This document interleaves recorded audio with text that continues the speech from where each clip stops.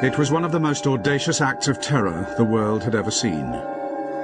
They used 350 kilos of gelignite and TNT, and they planted the bomb in broad daylight in a building full of people. Nearly 60 years on, and it is as fresh in the memory as ever for those involved. I was running as fast as I could, with the bomb on my shoulder. There were a lot of explosives inside. It was heavy. The bomb killed 91 people and 45 others were injured. But little did the bombers of Jerusalem's King David Hotel back in 1946 know that they were one day to be hailed as the founding fathers of a new age of terror. For their success inspired waves of imitators around the world. If my sacrifice for that is to be called a terrorist, then I'm glad to have been a terrorist for liberation. We didn't mind being called terrorists then, because we actually used force, such force, a brutal force, in order to get rid of them. We knew we only had one chance in 1,000 of coming out alive. The death was around every corner. This is the story of the birth of modern terrorism, of the activists who invented it, and of how it has been appropriated and dispersed around the globe.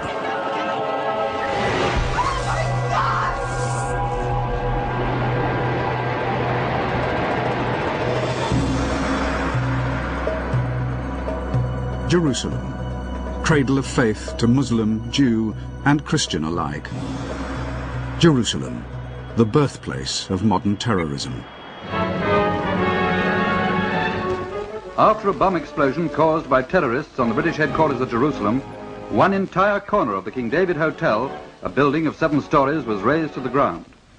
The stone floors were cut clean. In scenes eerily reminiscent of New York 55 years later, the Jerusalem bomb was the beginning of terrorism as a media event, designed to capture the world's attention. The latest casualty list included 65 killed, 47 injured. The perpetrators, Zionist Jews, members of Menachem Begin's Irgun terrorist network. Begin, who would one day become Prime Minister of Israel, described this tactic as turning Palestine into a glass house, where the entire world was looking in.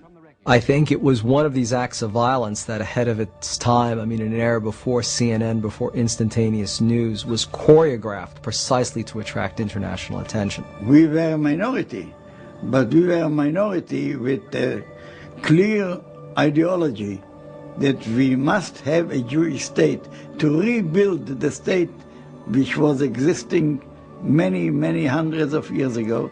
The bombing of the King David Hotel was perhaps one of the most significant terrorist incidents of the 20th century.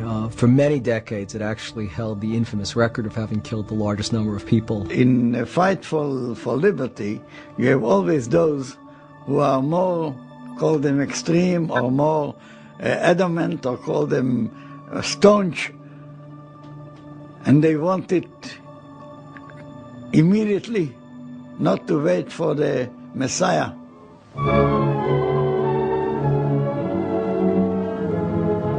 Still lying under the shadow of terrorist attacks, many areas of Palestine are... By the end of World War II, the British, who had been made responsible for looking after Palestine by the old League of Nations 27 years earlier, found it to be a serious headache.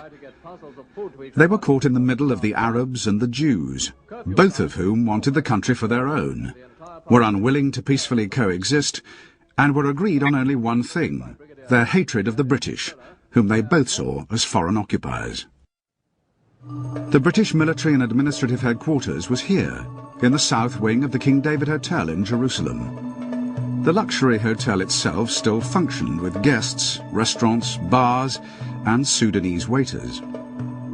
Jerusalem at that time, it was a fortress, and I walk through the town and put in my mind every place and think about how can we attack this place.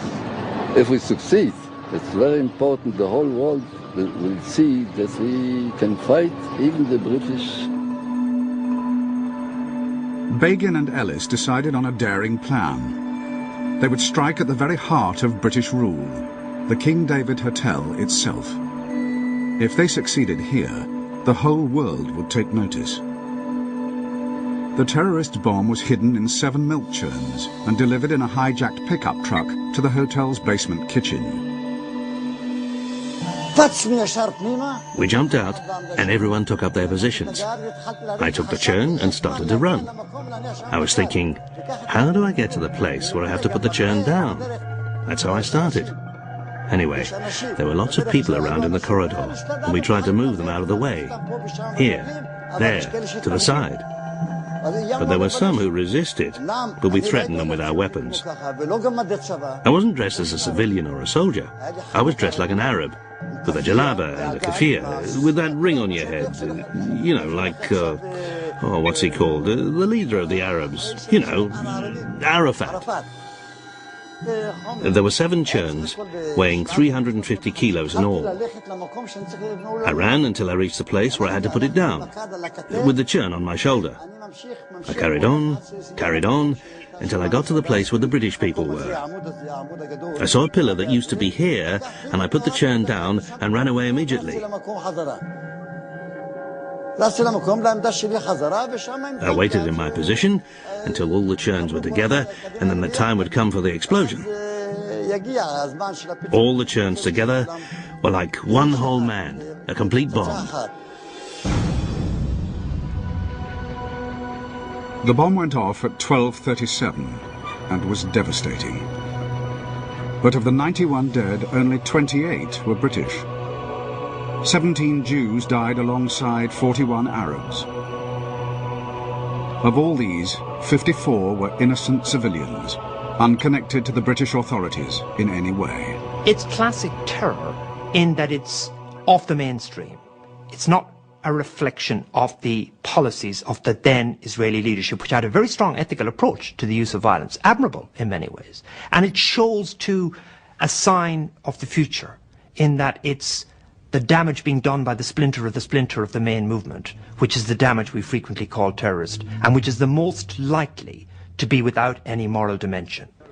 Once more, the civilized world has received a rude shock at the hands of fanatics whose wanton act is contrary to the dictates of all creeds alike and imperils the best interests of the cause that it strives to promote.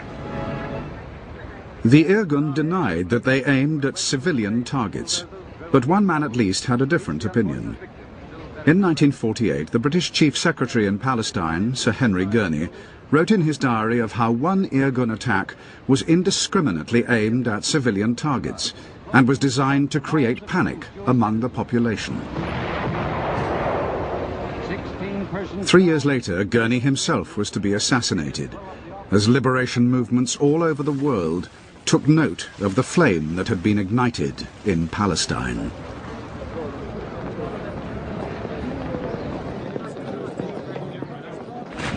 By 1948, the British and the world community had lost their appetite for the fight against the Jewish terrorists, and the British abandoned Palestine, leaving Arab and Jew to fight it out amongst themselves. But elsewhere in their restless colonies, others had watched and learnt from the success of the Zionist terrorists.